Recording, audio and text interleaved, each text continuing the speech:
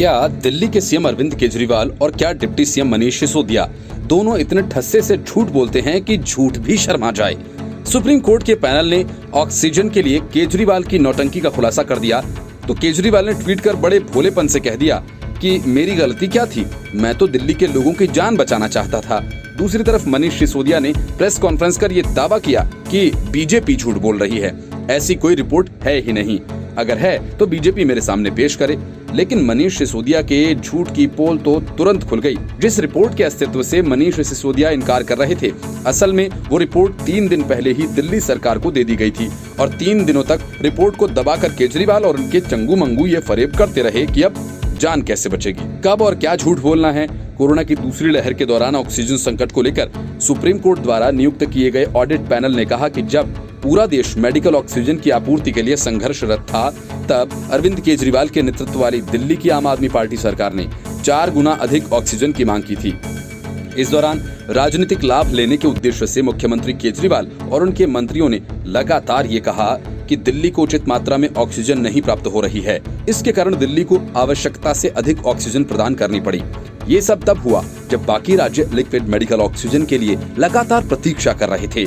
Audit panel की report में ये बताया गया कि राजस्थान, उत्तर प्रदेश, हरियाणा, उत्तराखंड और पंजाब जैसे राज्य टैंकर और कंटेनर की कमी से जूझ रहे थे।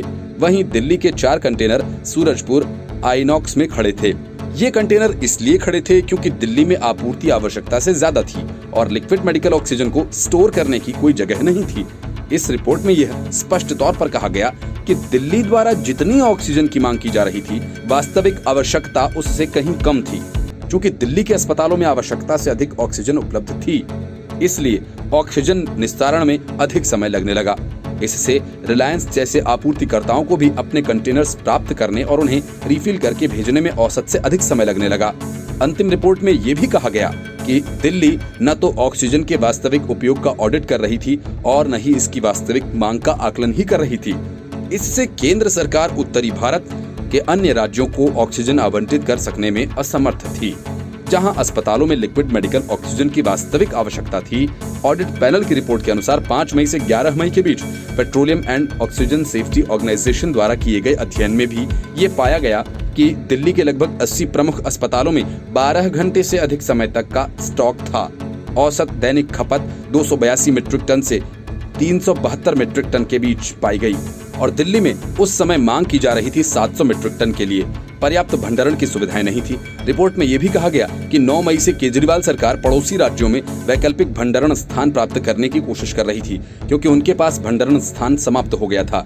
दिल्ली की केजरीवाल सरकार ने केंद्र सरकार पर लापरवाही के आरोप लगाते हुए बड़े पैमाने पर हंगामा किया और दिल्ली की ऑक्सीजन को रोके रखने के लिए अन्य राज्यों को भी जिम्मेदार ठहराया था। केजरीवाल ने तो प्रोटोकॉल को भी तोड़ा और पीएम मोदी के साथ मुख्यमंत्रियों की बैठक के वीडियो फुटेज को टीवी पर दिखा दिया। मीटिंग में उन्हें यह कहते हुए देखा गया कि दिल्ली को ऑक्सीजन की बहुत अधिक जरूरत है। दिल्ली सरकार का राजनीतिक और मीडिया का ड्रामा इतना अधिक हो गया था कि अंततः सुप्रीम कोर्ट को इसमें दखल देना पड़ा। Report news of India.